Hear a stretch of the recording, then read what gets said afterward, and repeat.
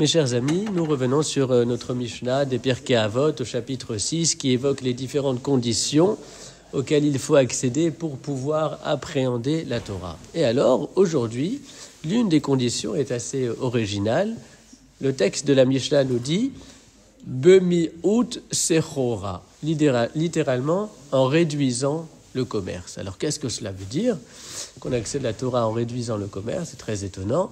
C'est certainement une façon de dire qu'il faut prendre du temps, beaucoup de temps, pour se pencher sur les textes de la Torah et les appréhender correctement.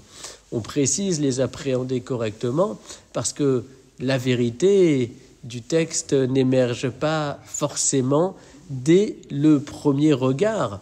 Songeons d'ailleurs à cette autre Mishnah des Pirkei Avot que nous avons lu ce Shabbat au chapitre 5 qui évoque un enseignement de la Torah qui ne serait pas en conformité avec la halacha. Et puis, sechora, le commerce, si on voulait définir ce qu'est le commerce, on pourrait dire que c'est du donnant. Le vendeur donne quelque chose et l'acheteur donne aussi quelque chose. Donc, le commerce, c'est du donnant. Alors, quand on étudie la Torah, il ne faut pas s'attendre systématiquement à un donnant. Pourquoi? Parce que parfois, on étudie, on s'engage, on consacre du temps, de l'énergie, on produit des efforts, on donne donc, mais parfois on ne comprend pas.